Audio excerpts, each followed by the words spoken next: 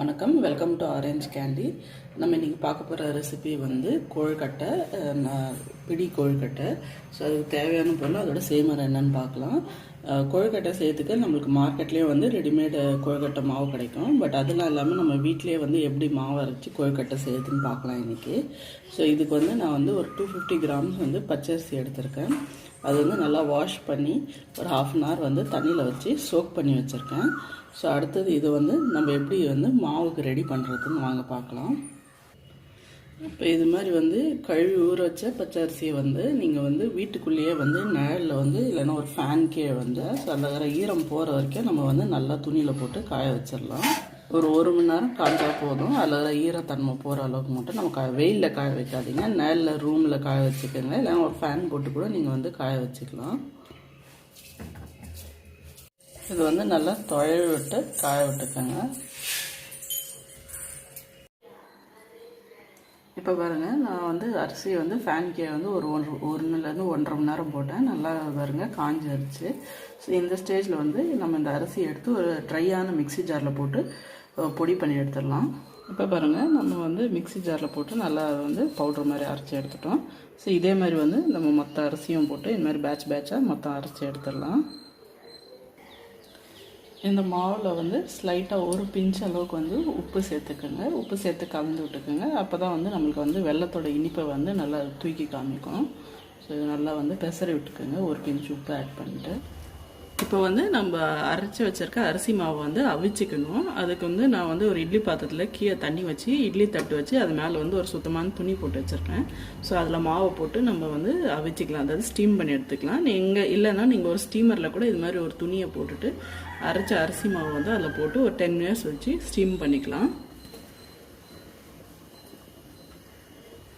இது மாதிரி ஸ்டீம் பண்ணி, அதாவது அவிச்சு எடுத்து நம்ம கொழுக்கட்டை செஞ்சால் தான் அப்போ தான் வந்து நம்ம கொழுக்கட்டை வந்து நல்லா சாஃப்டாக இருக்கும். ஸோ மிஸ் பண்ணாமல் இந்த ஸ்டெப்பை கண்டிப்பாக பண்ணிவிடுங்க. இது வந்து நம்ம மூடி போட்டு ஒரு 10 minutes வந்து நல்லா ஸ்டீம் பண்ணிக்கலாம். இப்போ வந்து நம்ம நல்லா 10 நிமிஷம் வந்து இதை ஸ்டீம் பண்ணியாச்சு. இப்போ வந்து நம்ம ஸ்டவ் ஆஃப் பண்ணிட்டு மாவை எடுத்துடலாம். இப்போ வந்து நம்ம மாவு வந்து ஒரு பிளேட்டில் ட்ரான்ஸ்ஃபர் பண்ணிக்கலாம். இப்போ மாவு ஆறுற டைமில் வந்து வாங்க நம்ம இதுக்கு வந்து வெல்லம் கரைச்சி எடுத்துக்கலாம். இப்போ வந்து நான் ஒரு பாத்திரத்தில் வந்து வெல்லம் எடுத்திருக்கேன். நான் வந்து ஏற்கனவே எடுத்த அரிசி வந்து 250 கிராம்ஸ் வந்து, அதாவது ஒரு கப் அளவுக்கு வந்து அரிசி எடுத்தேன்.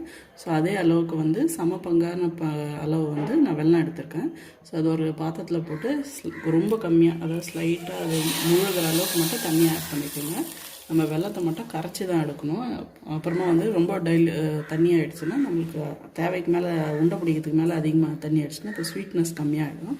ஸோ தண்ணி வந்து ரொம்ப கம்மியாக விட்டு இது வந்து வெல்லத்தை நல்லா கரைச்சி எடுத்துக்கோங்க.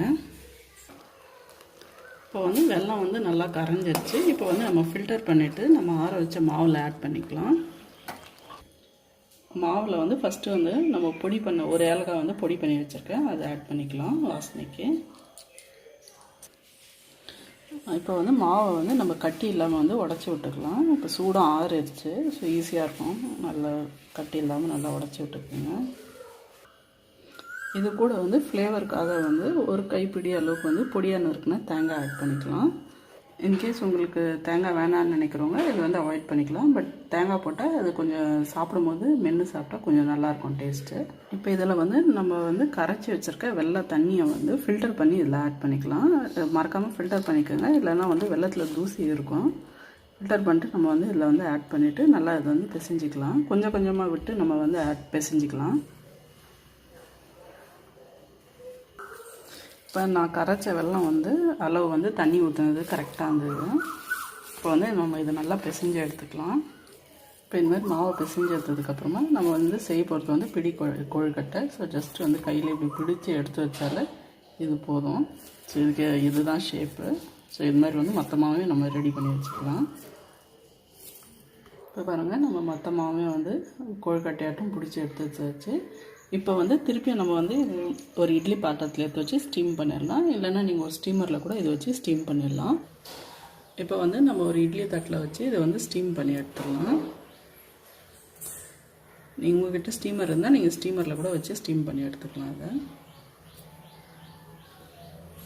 இப்போ இது வந்து நம்ம மூடி போட்டு நல்லா ஸ்டீம் பண்ணிடலாம்.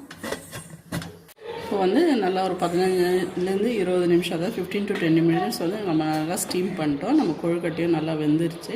வாங்க இது நம்ம எடுத்து ஒரு பிளேட்டில் எடுத்து வச்சிடலாம். இப்போ பாருங்கள், நமக்கு சூப்பரான டேஸ்டியான பிடி வெள்ளை கொழுக்கட்டை ரெடி ஆகிடுச்சு. இப்போ இந்த ரெசிப்பியில் வந்து நம்ம எப்படி கொழுக்கட்டைக்கு மாவு அரைக்கிறதுன்னு பார்த்தோம். அப்புறமா ஈஸியான பிடி கொழுக்கட்டை எப்படி செய்யறதுன்னு பார்த்தோம். கண்டிப்பாக இந்த ரெசிபி ட்ரை பண்ணி பாருங்கள், உங்களுக்கும் பிடிக்கும்னு நினைக்கிறேன். ட்ரை பண்ணி பார்த்துட்டு எப்படி இருந்துச்சுன்னு வந்து கமெண்ட் செக்ஷனில் சொல்லுங்கள். அப்புறம் இந்த வீடியோ உங்களுக்கு பிடிச்சிருந்தா லைக் பண்ணுங்கள், ஷேர் பண்ணுங்கள். அப்புறம் மறக்காமல் எங்கள் சேனல் ஆரஞ்சு கேண்டிக்கு சப்ஸ்கிரைப் பண்ணுங்கள். நன்றி, வணக்கம்.